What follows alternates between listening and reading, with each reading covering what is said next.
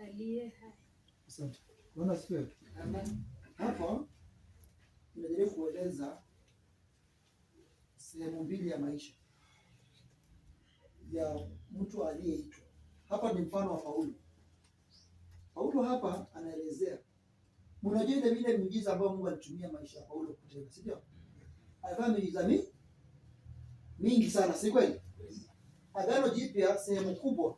Unajua kwa Agano Jipya tunakosa kuelewa siku hizi. Wale mitume wa Yesu Kristo, kila mtu alikuwa na ministry yake. Sasa wengi wao hawakuwajua kuandika.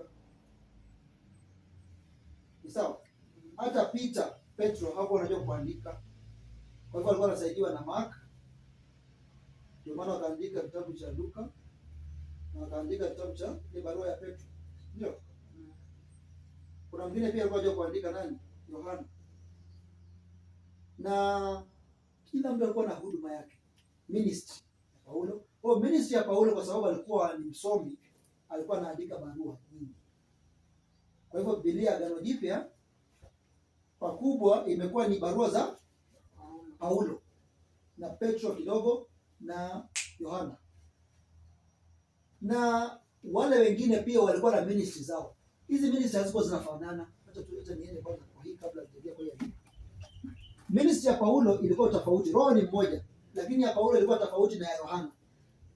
Sawa sawa? Ya Peter na ya Paulo ilikuwa tofauti, lakini roho ni mmoja.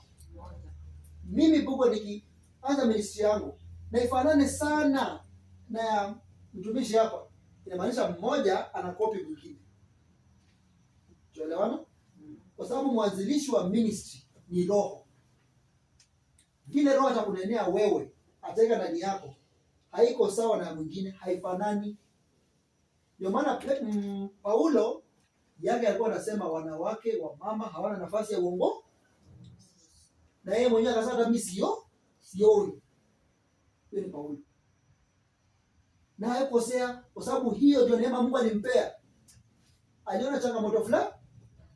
Lakini Yohana wanawake walikuwa na nafasi. Ukitaka waraka wawili wa Yohana, alikuwa anaandika barua kwa yule mama mzee, kiongozi wa kanisa.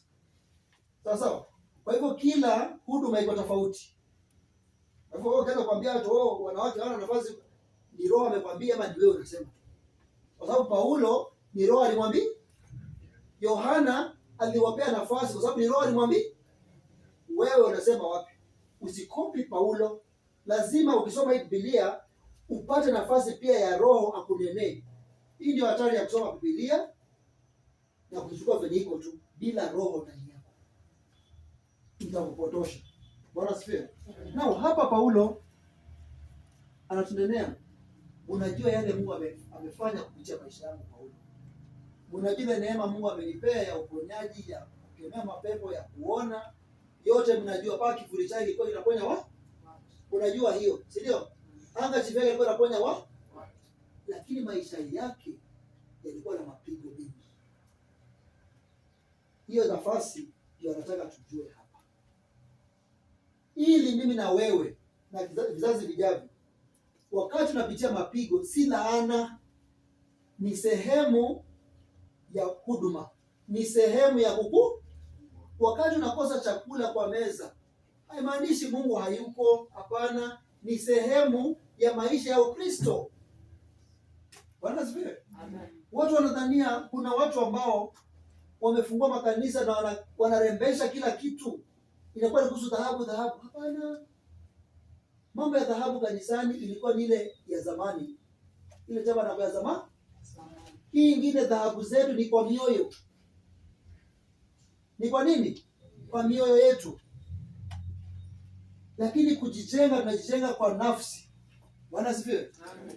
Kwa hivyo hapa anasema nini? Karibu. Hapa anasema usiweke kikwazo kwa yoyote. Imani yako na uwepo wako hapa, ama mahali popote unaenda, hakikisha uwepo wako hapo hauleti kikwazo kwa mtu yeyote. Tunaelewana? Amen. Si lazima wewe watabanako. Mtu yeyote anamtafuta Mungu, wewe usikuwe kikwazo kwake. Kivipi? Unaenda mahali na masengenyo. Yule mtu anataka kutafuta Mungu, lakini wewe ukianza kusengenya na yule mtu, umejifungia mlango ya kusema mimi ni mtumishi wa Mungu. Sio kweli? Sasa nakuuliza, na unaleta masengenyo. Kwa hivyo lazima uchunge mdomo wako ili isikuwe kikwazo wakati unaenda kumfundisha mtu. Lazima uchunge mdomo wako, usikuwe mtu wa kupingana na watu. Unapingana na watu na kubishana na wao mpaka wanakuchukia. Ikifika kumhubiria inakuwa vigumu, kwa sababu amezoea huyu mtu ni mzushi. Hapo umekuwa kikwazo. Hiyo ndio Paulo anasema, rather as servants of God we commend ourselves in every way, in great endurance, kwa uvumilivu, kwa shida, kwa dhiki, kwa mateso. Kama watumishi wa Mungu, mapigo yako, jisifu kwa mapigo yako. Hey, Bwana asifiwe. Hii wiki sikupata chakula jana, nilala njaa. Lakini leo asubuhi Bwana ametenda. Namtukuza Bwana. Amen. Sio hii wiki ningekufa njaa. Hiyo ni ushuhuda hiyo? Hapana. Hiyo sio kama Mungu aliniacha. Hapana. Ni nafasi, lakini ulivumilia kwa kupata suluhi. Ushuhuda.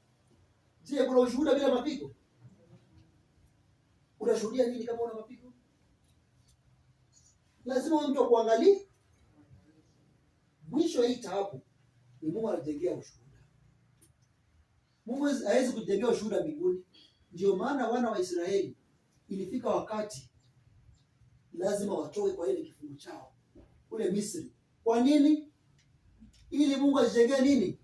Ushuhuda.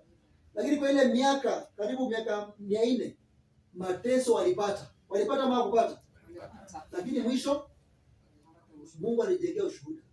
Wangebaki Misri, hatuke alikuwa ushuhuda wa Mungu. Kweli ama bongo? Kwa hivyo wewe wakati unapitia hali ngumu, jua hapa Mungu anajitengenezea nini? Ushuhuda. Na Mungu anajitengenezea ushuhuda kwa mtu mwenye anakufa kesho. Kama nakufa kesho, Mungu anajenga ushuhuda. Lakini ukiona Mungu anakupitia kwa hali fulani, kuna baraka zinakuja. Mungu anakutengenezea. Ukifika pale mwisho, jua ni ushuhuda, enda shuhudia. Ukishuhudia, Mungu ndiye anasimama na imarisha zile baraka kwako. Amen. Lakini lazima tujue midomo yetu, matamshi yetu. Tusio watu kumkashifu Mungu. Bwana asifiwe. Amen. Sisi ni vyombo. Ile somo la pili tunataka kujifundisha. Kwa sisi ni vyombo kwa nyumba. Na utumishi wetu ni muhimu.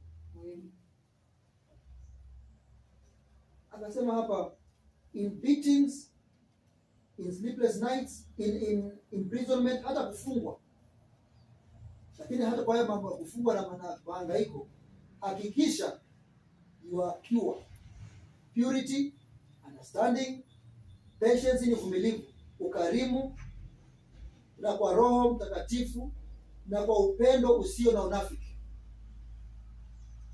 Huwezi kuwa na upendo, hakuna mwanadamu anaweza kuwa na upendo usio na unafiki bila Roho Mtakatifu kuwa ndani yake. Tunaona? Roho Mtakatifu anapokuwa ndani ya mtu, niweza kutoa pesa, nikwambie mtumishi, pelekea ule hii pesa, lakini usihitaji. Unaona hiyo? Lakini upendo wa unafiki ambao si wa Roho, sisemi yote, sometimes nakuja kupea huyu sababu najua huyu atakuwa MCA kesho, atanikumbuka. Simwambii ati unikumbuke, lakini nampea kwa sababu najua anaenda kupigiwa kura, huyu ndio atashinda. Kwa hivyo nampea nikiwa na matarajio ya kufaidika, si ndio? Huo si upendo.